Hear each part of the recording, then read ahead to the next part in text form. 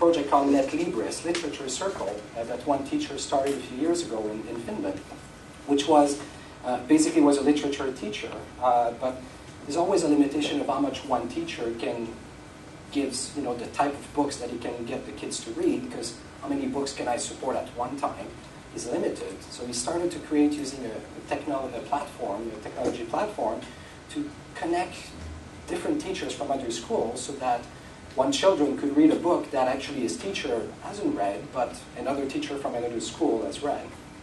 So he's basically, you know, supervised by another teacher from another school, but starting to basically have also children, you know, commenting on each other's reading from different schools.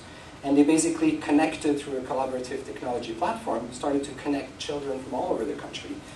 Today, this platform is still running. There's more than 200 teachers on it, more than 2,000 students every year using Netlibris. Even the British Council have started to deploy it in a few countries. So again, some very interesting things happening of one of the initiatives that came out of Finland. Let's talk about Singapore, which is the country I live now, by the way. Future Schools at Singapore is the name of an initiative that they've had. The government is very aggressive in making this happen. They have these strategic initiatives launched in 2008 where they want to actually create schools for the future that provide seamless integration of technology. They have 6 schools that have launched and 9 more by 2015. And eventually they want like 20% of the curriculum by 2015 to be taught through IT in every schools around Singapore. So again, very, very interesting project that they're running there. And you already see some schools like bringing the kids to the botanic garden using GPS technology and different, you know, recognition of forms. I mean, you have now software that actually you can look at the flowers and it will tell you the name of the flower. And so they're looking at lots of different technology to get the kids a lot more participating into it, right? I did talk to the person in charge of this initiatives in Singapore, and I started to ask him a lot of tough questions. How is it going? Like, is it all looks good on paper? But when my questions started to be really tough, I guess I was told, well, send me an email and I'll return you back the answers, and I never got back the answers on the email. So my guess is that it doesn't go as smooth as they want, is certainly my guess. They have lots of hopes that this is going to work. But I'll give you later in the presentation my perspective, not specific to Singapore, but in general, why initiatives like this are very, very tough to make work, to really happen. And it's not about money. It's about a lot of different factors. Let's talk about gaming to learn, how much kids like to play. But, I mean, for those of you who have children, what do they do when they get back from school? They often plug the Xbox, the Wii, you know, some gaming station and start to play, but could we use it to learn? I mean, one of my dreams that I've been saying in the IB for quite a while is, you know, I'd love one day if the most popular game on the web was an IB course. To me, that would be wonderful. Having people purchasing a game to learn. And if you look at the games that are the most popular out there, World of Warcraft being one of them, there's a huge amount of learning to do to go to the next level, but it's all fictitious learning. Why? Kids love to learn. So why couldn't we use more of these games to learn? Well, I found a school that decided to do exactly that. It's a cool school, I mean, which I found very, very interesting. It's called Quest to Learn. It's a school in New York. It was started just a year ago. I actually called the principal of the school. Her name is Elisa. When I talked to her, she told me, I'm actually not a principal. I'm an executive director, because this is a new approach to teaching. So well, that's interesting. So Elisa, the executive director, was just telling me a little bit more about this school. This is all grade 6. They had about 80 kids that have joined them. And you know, there's no classes, they're quest. Each class is a quest. And basically the philosophy is to teach through quests that are structured like games. And kids would go in a class called Sports of the Mind, where they build their own video games. The Way Things Work is another class where basically they help fictional characters. They're called Trugals, whose homes are falling apart, and they teach them to build more robust structures. And basically, you know, kids absolutely love it. The students was saying that in Clemens, my least favorite part of school is dismissal. It's a completely different approach. And of course, when I was talking to Lisa, It doesn't mean the whole class is a game, but the structure is towards a game. So the kids would, in some cases use still books and traditional approaches to decide on how to structure the game, but then eventually there would be a game as part of it to really get the kid to do huge participation. So when I spoke to her about 2 months ago, they still didn't have results from the exams, because I was asking her, how is it working? Like, do they do well? This was the first year. Their intent is next year is to have all the grade 6 become grade 7, and they'll have another batch of grade 6, and they'll move this way for the next few years to become a grade 6 to grade 12 school. But they had, actually the only way they could make this work was to reverse engineer the program from the New York district to look at the assessment and what's expected from the program. How could they meet this through games, which is a very, very tricky thing to do.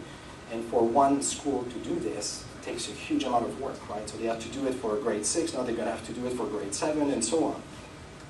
So this famous teacher, the famous professor from Harvard, biologist Dr. Wilson, was saying, I think games are the future in education. We're going through a rapid transition now. We're about to leave print and textbooks behind. And again, to me, I think gaming is completely underused for learning. And if we could get a lot more children to learn real things through games, I think we would just bring education to a completely different level. Let's talk about some Web 2.0 usage in schools. How is it used today? Again, I'm going to go quickly through this. But in general, schools today use it mostly with wikis, blogs, social networks, video and photo sharing. But it's still in general fairly limited, right? As I mentioned, in the US, it is used less than coal mining. But it's starting to get more and more popular that the schools are starting to use this. I found an example in Thailand. This is an IB school, Runme, the international school, where actually that school had no Web 2.0 back in September 2009, and they decided to deploy 2 initiatives. And this is just to give you an example that it's not that difficult to start doing things for any schools. The 2 initiatives they deployed were free. They didn't cost anything. The first one was posteriors.com, which is actually, you send an email to post@posteriors.com, and it creates your website.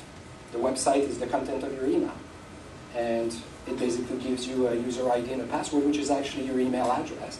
The next time you send back a second email, it adds whatever information you put in your email in your own website. So within a few days, kids in the school had websites. Teachers had websites. They started to post things in there, post their homework. It was a huge hit with the kids. The kids absolutely loved it.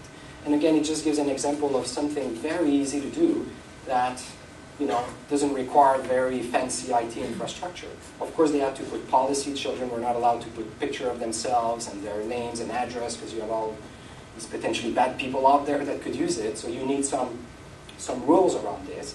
But it was a huge success in that school. The second thing they deployed is Prezi. If you wonder what Prezi is, this is what I'm using to present today.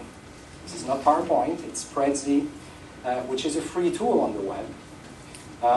The basic version is free to basically, but everything you do is publicly available, and they watermark Prezi.com at all around your project.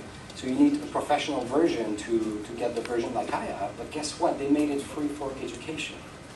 So if you're a school, the professional version is free. So that's great. And they gave that to all the kids and to use to make presentation. And it's this concept of as you see, I'm zooming in, zooming out all over the place, right? Prezi, and it's such a simple software. You're basically manipulating a camera and zooming in and out of the canvas, which is your whole project, where you put picture, video, whatever you want, and you control the camera through it. Hugely popular with the kids, because it just brings things completely different. Let me talk about, in the IB, we're introducing a virtual community, which is one of the initiatives that we're bringing to help the school to connect better between each other. We're launching it basically at the end of August, so we launched it last week. And it's one of the things we're helping our schools to connect between each other and all the stakeholders within the IB, basically. But it's really bringing a social network, but with an education approach. Because Facebook is great, but it's not necessarily meant for specifically education. So think about two teachers from different schools around the world who want to collaborate on a project. I mean, Facebook wasn't necessarily built to support them and give them control and give them the concept of a classroom. That's the kind of approach we're bringing to the schools through this IB virtual community, which again, we've received great feedback from teachers, from different stakeholders of the IB, but it's really helping to start bringing technology to the different level to our various schools. Let's talk about mashups as the last Web 2.0 kind of approach here.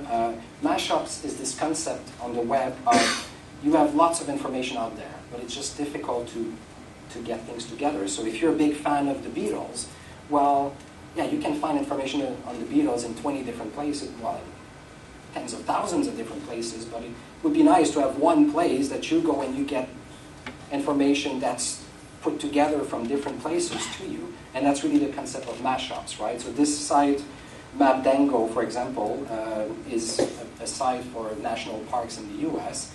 So in this case, I have the Yellowstone National Parks. Well, I can look at a map from Google Map, but I see a satellite map coming from another side. I can see the weather forecast that comes from another side. I can see the, many different things like live camera. I think there's some live camera that you can see that would come from different sites, but I don't have to find these sites. I go to one place and I see everything I need to know about this. This is becoming very popular on the web, and of course with schools, because it really helps in some cases to have the kids to go to 20, 25,000 different sites to find their information.